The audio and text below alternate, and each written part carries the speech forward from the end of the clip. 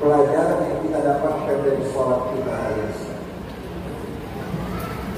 Pada saat itu manusia betul-betul akan menikmati kemerdekaan yang tak terhingga. Manusia rendah, hina pada masa jahiliyah seperti Bilal bin Rabah.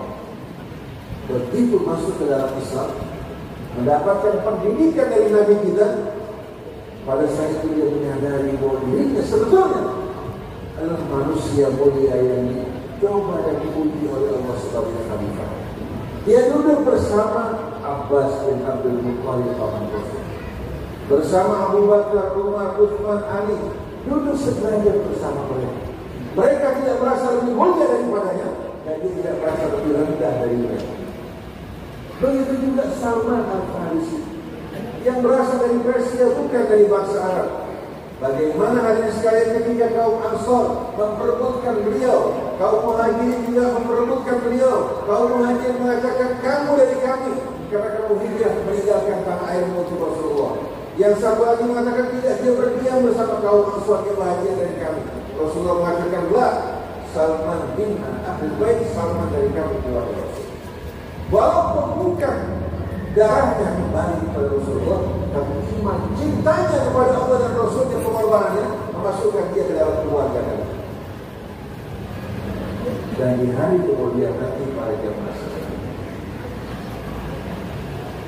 orang yang beriman umat Nabi masuk dalam keluarga besar Nabi kita Muhammad SAW. Istri Nabi adalah ibu orang yang beriman, sedangkan Nabi ayah orang-orang yang beriman.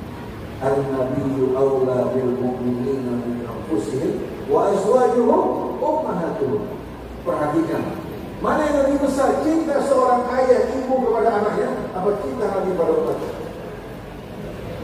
Mana yang lebih besar? Cinta Rasulullah. Lalu pantas tidak kita menyakiti orang yang dicintai Rasul? Orang yang beriman, orang yang muslim, siapapun dia, orang yang dicintai Rasul. Kalau kita sakiti dia, apa bukan menyakiti Rasulullah SAW? Oleh karena itu kita sebagai orang yang beriman seharusnya membela orang yang beriman, melindunginya. Bisa dia susah, kita membantu dirinya. Bukan kita senang bisa dia susah, bahagia bisa dia menderita, bahkan kita tidak bahagia bisa menyaksikan dia dalam keadaan rukun. Kita ingin memberikan belah, ingin menjauhkan dia dari jalan Allah. Maka orang-orang semacam ini orang-orang yang terkena laknat dari Allah. Oleh karena itu Allah mengatakan, innamal mu'minuna ikhwah fa'aslihu, bukan fa'qarribu, tapi fa'aslihu baina akhwaykum wattaqullah la'allakum turhamun. Maka atas dasar hubungan kita dengan Allah, kita berhubungan bukan atas dasar suku, bangsa, negara, tapi kita bersama orang yang beriman dimanapun mereka berada, mereka saudara kita. Maka jangan kita jadikan saudara kita sebagai musuh, sedangkan musuh kita jadikan sebagai teman. Ini yang terjadi pada saat ini. Akhirnya hari ini sekalian, negara kita yang seharusnya menjadi surga bagi orang yang beriman, sekarang pribumi menjadi tamu di negeri. Pribumi menjadi tamu di negeri. Kemarin saya menyaksikan di YouTube seorang Cina datang ke Indonesia, meletakkan uang 500.000 dalam paspornya, dia bilang luar biasa enak Indonesia.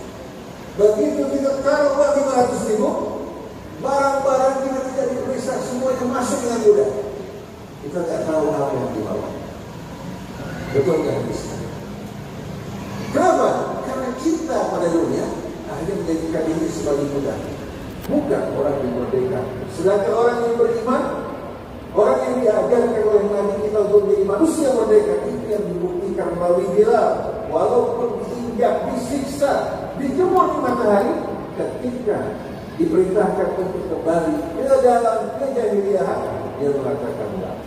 Padahal dulu bisa diperintahkan Abu Jahal, dia akan langsung menyambut kami sekalian. Tapi semenjak dia beriman, walaupun disiksa, bahkan dibunuh seperti Yasir dan Sumayyah, tetap dia menolak untuk keluar dari iman dan keyakinan. Jadi kalau para jamaah memperingati Isra Mi'raj, juga mengingat betapa indahnya kita menjalin hubungan mesra bersama Allah.